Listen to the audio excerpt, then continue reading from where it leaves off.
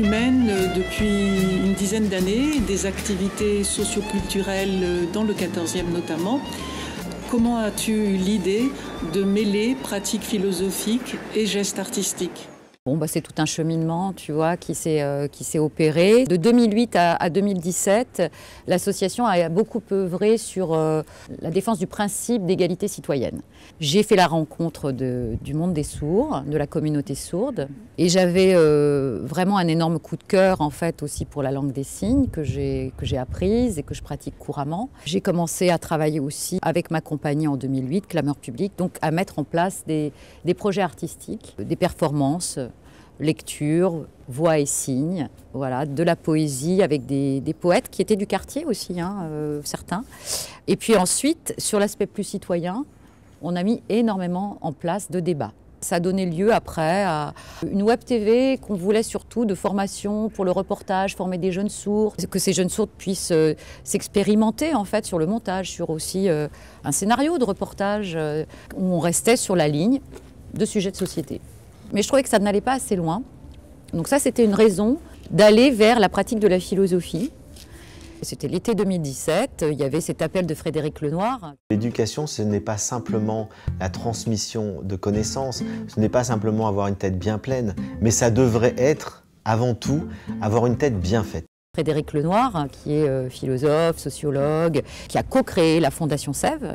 Donc il a mis en place des formations pour former à la pratique de la philosophie avec les enfants et des pratiques de l'attention avec les enfants aussi. Et donc ça a été comme une évidence. La philosophie, géniale, parce que c'est se questionner sur l'existence.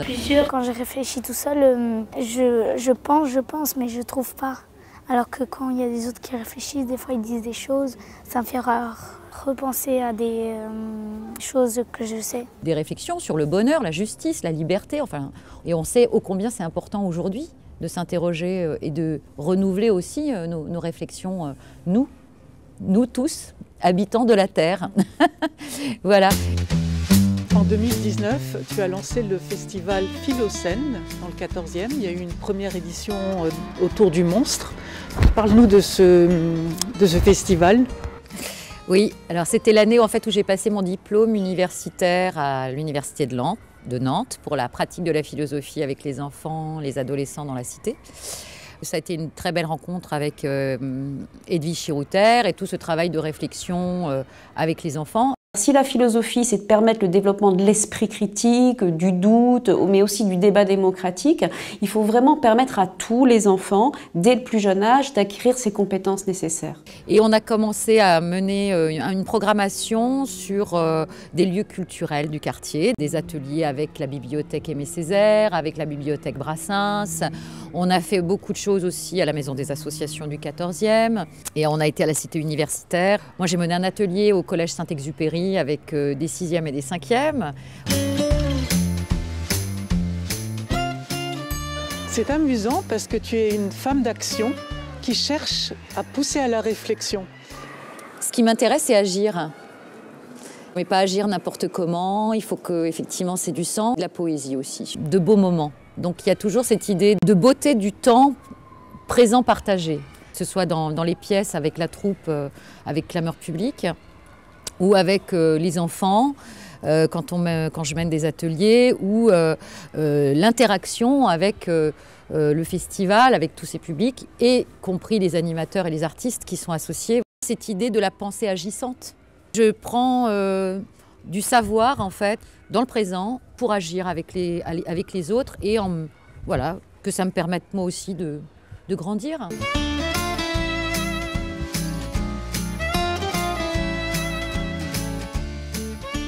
Ces activités s'adressent à un public très large, les enfants, les adultes, les handicapés, notamment les malentendants, mobilisent de très nombreux acteurs, des bénévoles, des artistes, s'appuient sur de nombreux lieux partenaires.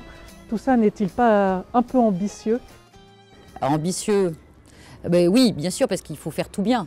Et puis on manque de moyens aussi pour avoir l'ambition justement de mener jusqu'au bout les choses. Ceci dit, j'y suis quand même à peu près toujours parvenue, parce que j'ai quand même fait 5 créations artistiques, 5 pièces.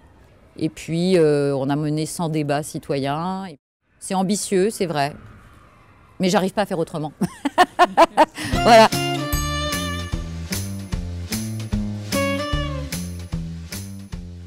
Parle-nous de Voyage d'un loup. Alors oui, Clameur Publique, c'est effectivement une compagnie que j'ai créée en 2008. C'est une compagnie qui mixte les comédiens professionnels, sourds et entendants. J'ai fait des adaptations à partir de textes existants, 4 fois. Donc j'ai choisi des romans jeunesse, des poésies, enfin voilà, je mettais en scène, selon mes goûts, des textes qui m'intéressaient. Et puis Voyage d'un loup, c'est tout un processus en fait. Il y a eu un accompagnement avec un jeune sourd et puis ça a donné une restitution très intéressante, inattendue. Enfin, je ne m'attendais pas même qu'on puisse aller aussi loin. Alors je me suis inspirée quand même de ce qu'on avait fait un peu ensemble, de certains personnages, on va dire de la complexité du jeu, de la relation amoureuse, de la question aussi des attirances sexuelles et amoureuses. C'est très important pour moi, cette pièce de théâtre. Je découvre mon écriture aussi, en fait.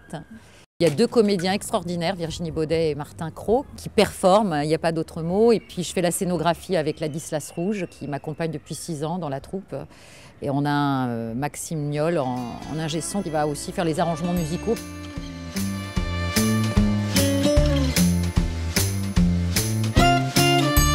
Nous sommes aujourd'hui la journée de la femme, le 8 mars. Quelles sont les femmes qui t'ont inspirée ? Je pense tout de suite à Marguerite Yourcenar.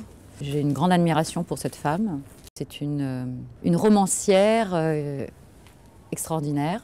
Et puis les femmes politiques, je sais que Simone Veil, dans cette journée de la femme, il ne faut pas négliger sa participation très active sur les droits de la femme et le droit de l'avortement. Donc c'est une femme aussi qui m'a touchée. Et puis je pense que ma mère, tout simplement, sur le plan plus personnel, est une femme qui m'a beaucoup touchée et qui m'a beaucoup inspirée, très combative, très joyeuse aussi.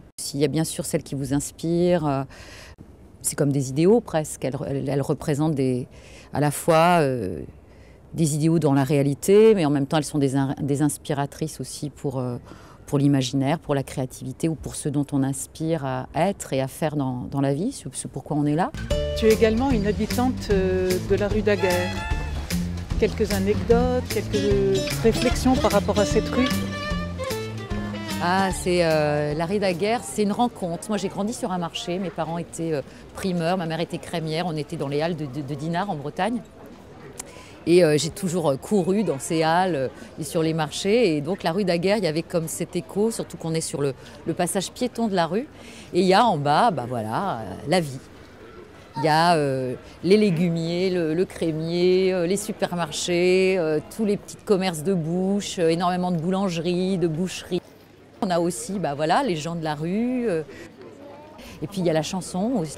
Tous les dimanches, en général, il y a toujours eu plein de chanteurs de rue qui sont venus dans la rue Daguerre, quoi. C'est génial. Il y a ces 2 dames qui sont là depuis qu'on est arrivé, depuis 14 ans, puis qui devaient être là avant, qui font de l'orgue de barbarie dans la rue, qui sont très belles, très touchantes. Il y a ceux qui vont chanter du Brassens avec la guitare. Des fois, on a eu un chœur aussi de chants religieux, magnifique. La fête de la musique s'étant complètement réduit jusqu'à plus rien l'année dernière. Donc c'est toujours très très plaisant de continuer à avoir quelques chanteurs comme ça qui viennent, qui résistent. C'est une forme de résistance de chanter dans la rue, je trouve. C'est un acte, voilà. Donc j'espère que le festival dans la rue pour Philocène, ce sera aussi quelque chose, voilà, si on arrive, hein, on ne sait pas.